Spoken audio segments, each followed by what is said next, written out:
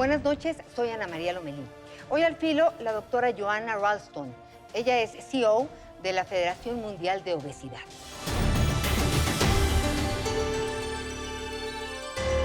Nos da mucho gusto recibir en el estudio de Al Filo a la doctora Johanna Ralston. Thank you. It's a pleasure to be here today to speak to you about obesity in Mexico and around the world. El problema de la obesidad aumenta. Tenemos muchos estudios que avalan que esta enfermedad va en aumento desde la niñez. ¿Cuál es el objetivo de esta organización de World Obesity Federation en relación a la obesidad hoy? So first of all, on Friday is World Obesity Day, March 4th, and World Obesity Day is one of our flagship activities at World Obesity Federation. And Mexico is a very important leader in World Obesity Day activities. In terms of the point about the numbers rising, yes, it's very concerning that the numbers are rising, and the role of World Obesity Federation is to be the main partner to the World Health Organization so that we can have a coordinated, mutually accountable global response so that all countries can take on the obesity challenge together and not have the current approach, which has been quite fragmented. And obesity has been very poorly understood. And so it's to get a common definition, to understand the role of myth and stigma in obesity, to get common metrics around how we address it, and to improve our overall food and health systems so that we can prevent and manage obesity, particularly among children. Uno de los datos que me impresionó mucho es que de la obesidad se desprenden aproximadamente 50 enfermedades. Si pudiéramos empezar definiendo este tema de la obesidad para entender la magnitud del problema. So the obesity problem is, obesity is both a disease and it's a driver of other diseases. And as you mentioned, 50. It includes cancer, diabetes, cardiovascular disease, and many other diseases, kidney conditions. So understanding it as both a disease and a driver of other diseases is part of this. It's a bit like diabetes that way. And then in some ways it's like tobacco in that it's causing so much trouble on so many fronts. I think it hasn't really been understood. It's been misunderstood as, oh, that person is just eating too much, not exercising enough, not understanding that genetics plays a role, the health of your mother plays a role while she was pregnant, the environment we're living in, the fewer opportunities for physical activity, the difficulties in accessing healthy food. I think I mentioned to you that even I, as the CEO of the World Obesity Federation, sometimes struggle to find healthy food for my sons when I'm busy working. It's something we're all experiencing, and so it's very much a problem that affects us all. It's not a matter of individual failure or weakness, it's very much a societal challenge that we all need to solve together. Aterrizando un poco a las personas, a las familias, en esta semana de este congreso, de este coloquio sobre la obesidad, donde tantos especialistas en México se han reunido para hablar del tema, se habla de la importancia de los primeros 1000 días de vida de un ser humano, desde la concepción y la responsabilidad que tenemos como madres desde entonces con lo que nosotros comemos y lo pasamos a nuestros hijos.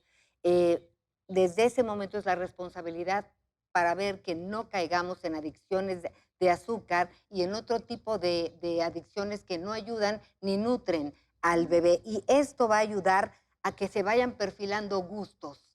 ¿Cómo podríamos hacer conciencia en este tema? Well, I think awareness is very important, but in a way, awareness places all the blame on the individual to say, you figure it out, you find the healthy foods. And then if you go into a store, particularly a convenience store, and you want to buy something, you look at the ingredients on the back. Azúcar is the first one, right? It's very hard. Obesity is not just a matter of sugar, but it's very hard to reduce obesity without addressing how much sugar is added to foods. So some of the activities that we can do as communities, families, parents, is certainly to do everything we can to ensure our children have breastfeeding, access to breastfeeding, fruits and vegetables, schools that also support our health through the food that they provide, physical activity. But also it's a matter of understanding how simple things like the wonderful labels that you have here, the front of pack labels that are, show very simple, this is a product that's high in sugar, high in fat. That can be a very simple way that we can make decisions when we're grocery shopping for our families as well. Everybody has a role to play. It's why the World Obesity Day theme is everybody needs to act, because it needs to then go into the community, into the country, and then into the world, how we join forces so that the whole life course of addressing and living with the risk factors of obesity can be addressed. Ahora que mencionas que todos somos responsables, recuerdo que uno de los consejos que mi mamá me dio es que cuando mi hijo o mi hija lloraba, en el chupón le pusiera miel, ¿no? No era miel natural, era una miel muy dulce, deliciosa, que uno puede vaciar el frasco entero en los hot cakes o panes, pero sí, mágicamente el niño dejaba de llorar. Pero estas son las pequeñas acciones en donde tenemos todos un papel de jugar. La industria tiene una responsabilidad de calidad y nosotros de información como padres. ¿Se está haciendo algo realmente? ¿Qué parte del mundo está funcionando de esta manera? So every country is challenged by this in different ways, but it's something that unfortunately we're all experiencing an increase in the rates of obesity in almost every country in the world. And low and middle income countries, frankly, even at higher rates than wealthier countries now, where it's plateaued a bit. In terms of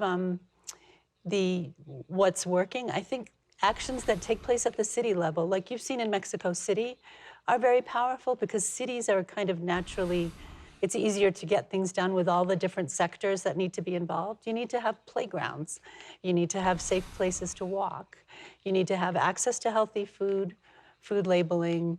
You need to make sure the schools are supporting a healthy environment. And I will say one of the tragic pieces of information over the past 2 years is that with so many young people in lockdown, the rates of growth of childhood obesity have increased very significantly because of limited access to healthy foods.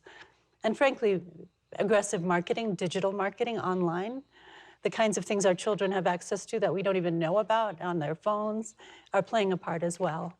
But also the health system needs to play a role. Primary care needs to address obesity right away, not only when you come in with another factor like diabetes, for example.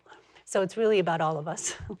El tema de la pandemia nos cinturó a todos en muchos aspectos y hoy tenemos muy claro que si no tenemos buenos hábitos de salud en general, ¿no? que es un espectro muy amplio, pero la comida es muy importante, corremos mucho mayor riesgo, como lo hemos visto.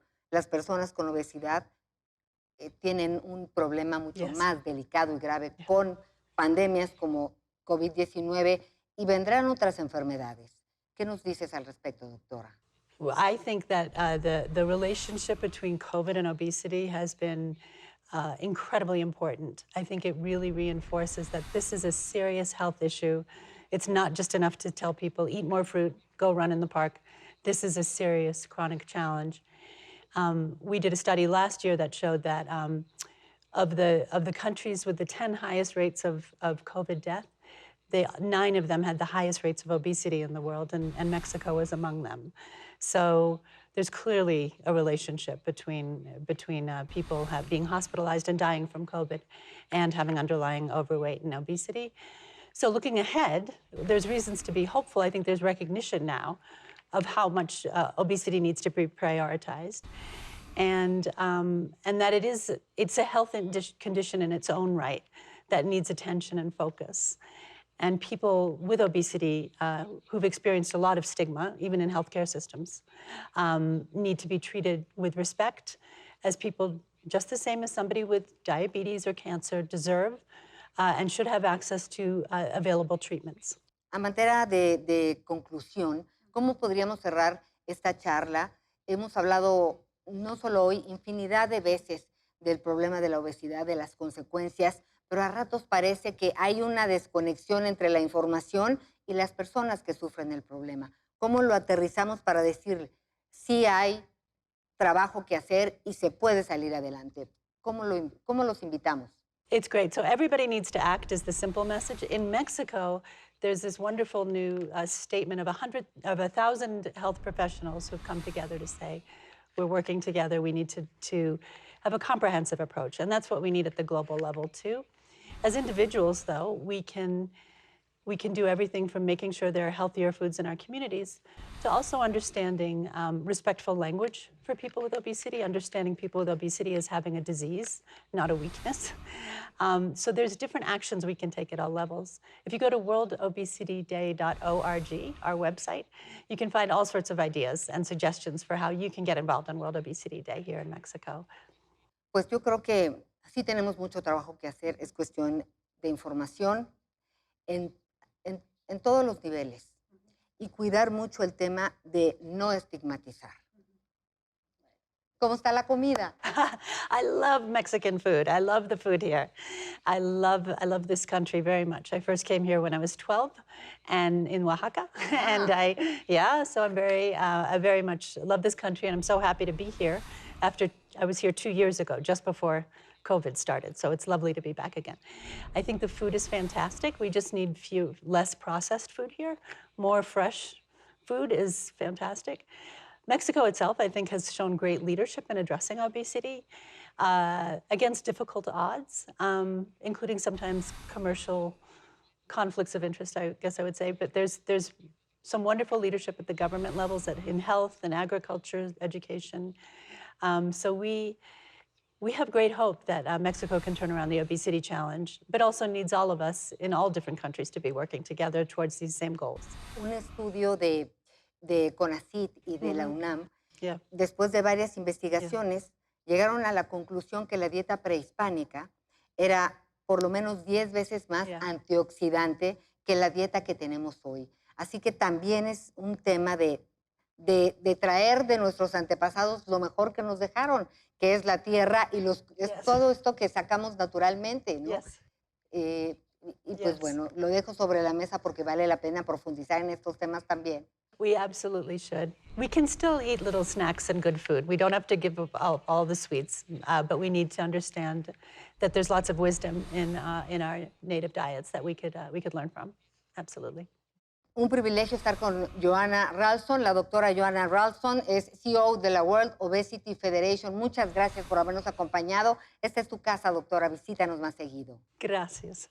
Muchas gracias. Thank you very much. Nice to meet you. Very nice to be here. Y gracias a ustedes por habernos acompañado. Recuerden que tenemos una cita la próxima semana al filo. Buenas noches y a cuidarnos todos.